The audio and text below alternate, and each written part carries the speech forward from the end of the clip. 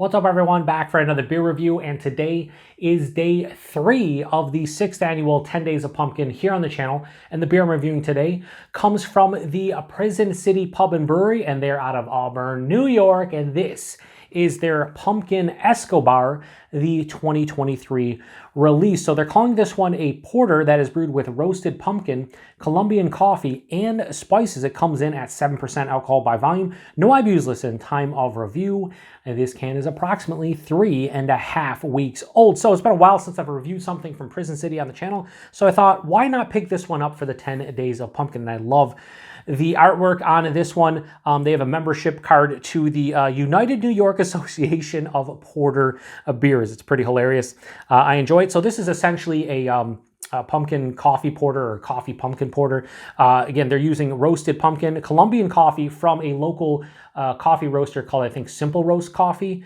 They are in Auburn as well. And then the spices, the only spices I saw them mention on Instagram or on tap was cinnamon, but they clearly say spices in as in plural, so probably more than one. Anyway, let's crack this one open, get it into the glass, and see what we got going on here. So most of Prison City's beers I've had are hop forward. I've had a couple darker beers from them in the past, but haven't reviewed any, I don't think. So really interested to see what this one's all about. Now that looks like a brown ale more than a porter, if we're being honest. Interesting. It looks kind of like Coca-Cola. This is the lightest porter that I may have ever seen in my life. Got a little bit of Dirty Glass Mafia at the bottom of this glass. So let me do a little bit like that. It's kind of sticking to the bottom, but it's tough to clean a glass like this. So yeah, that looks like a brown ale or like a red ale. Hold it up to the light. Last couple nights, just a bunch of trucks at nighttime. I don't wonder if they're like working on stuff. But anyway, yeah, that honestly looks like like a cherry cola or something.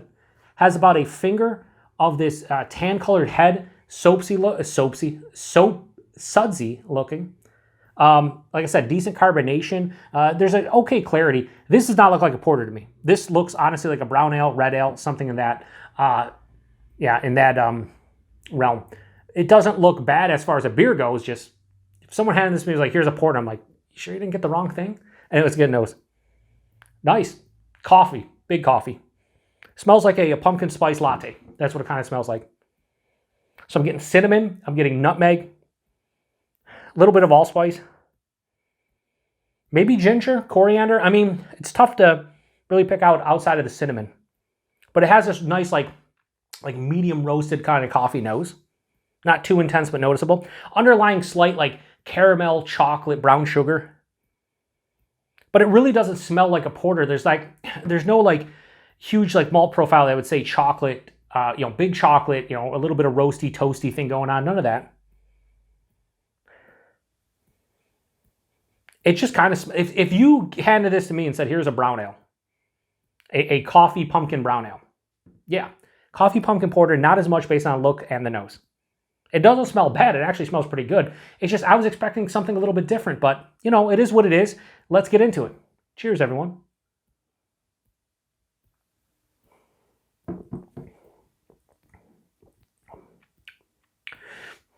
Gotta be honest, this tastes like someone put a brown ale or a red ale instead of a porter in this can.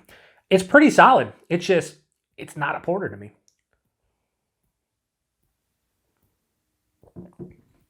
At least what we think about porters nowadays as a whole. All right, so body and mouthfeel. For 7%, it's a little bit thin. I'd say it's lower side of medium.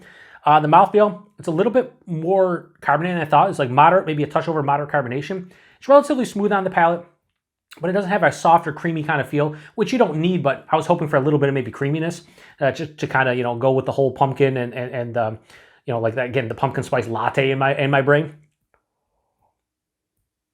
My mouthfeel are okay. The taste, I'll say it for like the 5th time. It tastes like someone put pumpkin and coffee into an American brown, which isn't a bad thing. It's just stylistically, it scores very low based on what I was hoping for. So from the palate, I'm getting more like a slight toasted kind of quality, but it's more like a toasted brown bread, so not like something you would really get in a porter. It has like a toasty, almost roasty kind of brown bread. There's caramel, there's brown sugar. Again, more to a brown ale side. As it passes through, there is a decent pop of the spices, kind of intertwining with like a bittering chocolate. So it's cinnamon, and I'm getting a little bit of ginger and a touch of nutmeg, and it's kind of mixing in with this bittering chocolate. And then finally the coffee hits me about halfway to 2/3 of the way through the palate. It's a nice medium kind of roasted coffee. They are using, I think they said from that Simple Coffee Roasters, a mocha Java coffee bean. So again, you'd think maybe a little bit more chocolate, and I get more like that bittering chocolate, but nothing that would scream like mocha to me. I guess, coffee, chocolate, obviously mocha, but I don't know, it's not over the top, which, might be what they're going for. It finishes semi to full on dry with a mild to moderate bitterness. I will say this, kudos to them to not making this super sweet. This has I'd say mild to moderate kind of sweetness up front from the malt, but it balances quite well on the back of palate. I think the biggest takeaway from this beer is the balance to it, from a sweetness to bitterness and dryness standpoint. I think it's very well balanced from that aspect. I do think, though, in addition to that, it ups the drinkability because there's nothing, nothing sticking out in a negative way. It's a pretty cohesive beer from that aspect. 7%, I can't really taste it. So those are the pros. The cons, the mouthfeel needs to be a little better. So does the body. They're fine, but they could be better. And the look of the beer, it's probably going to look darker on camera, but this is not. This to me is like a ruby red or like an amber color now. Again, brown ale, red ale, something in that. Even if you said this was a Scotch ale, right, from the looks of it, definitely lighter and than I anticipated. Pour the rest in just in case. Kind of, like I said, kind of looks like a cherry cola or like a Dr. Pepper. Maybe not even as dark as that. It's kind of crazy. 7%, you can't taste it, like I said, so that's good. It just needs a better body mouthfeel, and I want actual like porter characteristics. I think the adjuncts are nice in here, but I think they would have worked better with a porter base as opposed to what I feel is like an American brown ale or a red ale kind of base. Not bad, it's just not exactly what I thought it was going to be. So it's still pretty good, and I enjoy it. I'm going to drink the rest of that and not really, be too disappointed other than the fact that I thought I was buying a porter. But I think they did well with the adjuncts meshing with the base beer. So Pumpkin Escobar, the 2023 release from Prison City. I have no issues whatsoever at giving this beer right here a, we'll go high 3.75, I'll go 3.8 out of 5. I think that's the best I can do on this. I really do.